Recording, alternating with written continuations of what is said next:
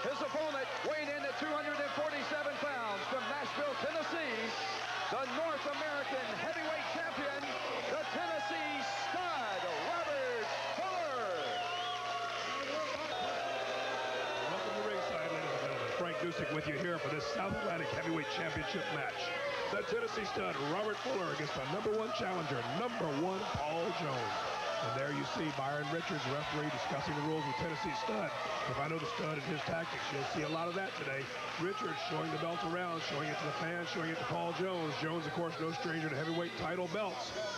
Jones looking at that belt, no doubt thinking what it would look like around his waist. The Tennessee Stud got no part of that. Byron Richards will have to take that belt away from #1 Paul Jones. We're here in beautiful Kings Mountain, the Kings Mountain Recreation Center. You hear these fans, they are definitely behind, solidly behind #1 Paul Jones. The robes were moved, the belts sent out to ringside, and we should be getting a bell signal from the referee for the bell to start this championship match. And we will show it to you folks in its entirety. If it takes the full hour, all the other matches have been put on standby, so you will see the conclusion of this title match, guaranteed. The boots are checked.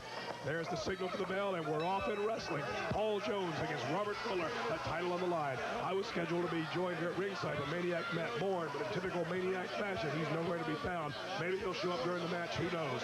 But right now, they tie up collar and elbow. Jones forcing Fuller into the corner. Fuller, in his fashion, that is the Tennessee Stud style. He will work with you. He will constantly harass the referee and the officials to try to throw off your concentration. And that's just what he's doing, folks. And I do not think that will work with a man the intensity of #1 Paul Jones. #1 Paul Jones has one thing in his mind right now, and that one thing is to defeat the Tennessee Stud. Once again, these two veterans circling, eyeing, watching each other, finger lace. No. And once again, Fuller back into the corner. Referee admonishing Paul Jones for the use of the fist, or the proposed use of the fist. And you see Fuller following right in behind, wanting that admonishment even stiffer. There again, that's the Tennessee Stud's tactics. Harassment until he picks his spot. And when he picks his spot, he'll sure take it. Well, I see Matt Bourne has finally joined us here at ringside. Matthew, it's good to finally have you down here where you belong. Exactly how I felt. And look at that, a cheap shot from Paul Jones. Uncalled for. I wouldn't exactly call that a cheap shot. I just call it a receipt. Now that's a flagrant display of unsportsmanlike conduct if I've ever seen it. You know it, Dusek. I know it. The fans know it.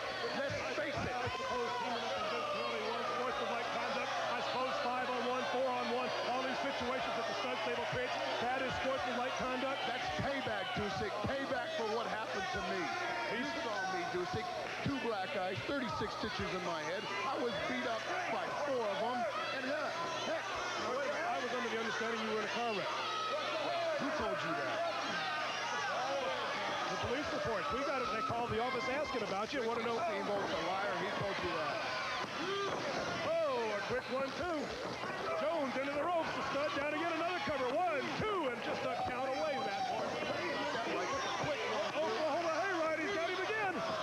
Fuller doesn't know what's going on, and he takes off to the apron, and that's the thing to do right now. Change the pace of the match, because right there with 3 quick 2 counts left, a seasoned veteran, Paul Jones. That's a perfect example of the stuff that's going on around here, Dusek, that I think you're behind. The quick counts by the referees. We need a referee in here that's going to be unbiased. Be perfectly neutral in a match like this. Now, what is wrong? What is wrong with Byron Richards? He counted the same way for Paul Jones, and you got... He's letting them know that it's a quick count. It's obvious that Byron Richards is a biased referee. Who knows? Paul Jones is probably paying him off. Now, this is coming from the guy that read the contract before he signed it, the brains of the Stud Stable, right? Well, let's just say that we trusted Paul Jones. If Paul Jones said he had somebody to wrestle Robert Fuller, we took him for his word. Yeah, but he lied. He's a liar. And Byron Richards...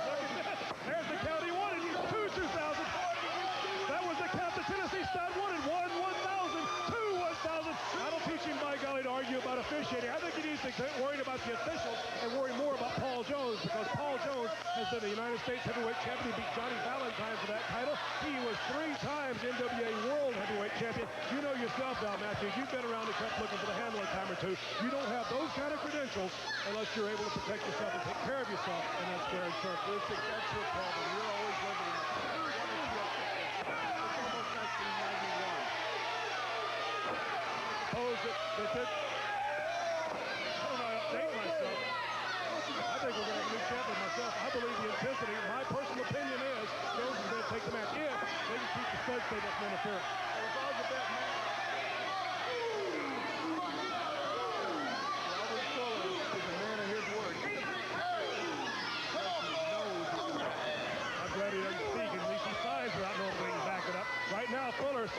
series of rights and kicks, and once again into the arm wringer.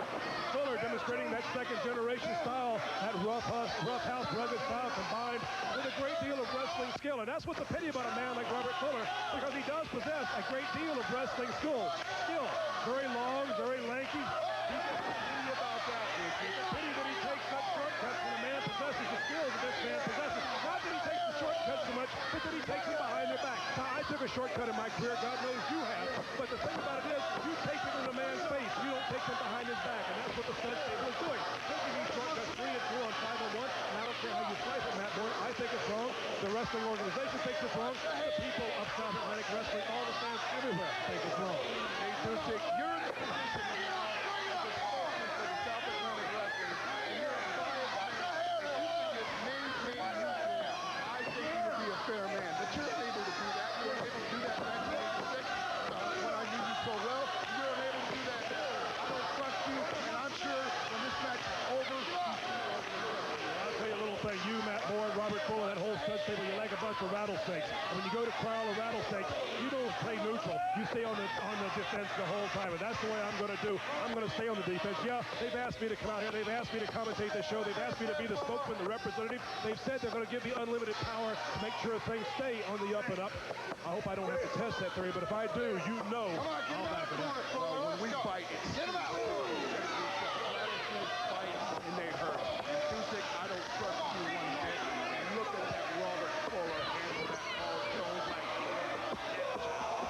And Jones rammed into the corner, shoulder first. Good thing he got his head out of the way. That is a 6-inch iron bar. And now Robert Fuller, the Tennessee Stud, going to work on the left arm of Robert Fuller. You may not approve of his tactics, you may not approve of his company, but he is one whale of a wrestler, and he is the South Atlantic Heavyweight Champion right now.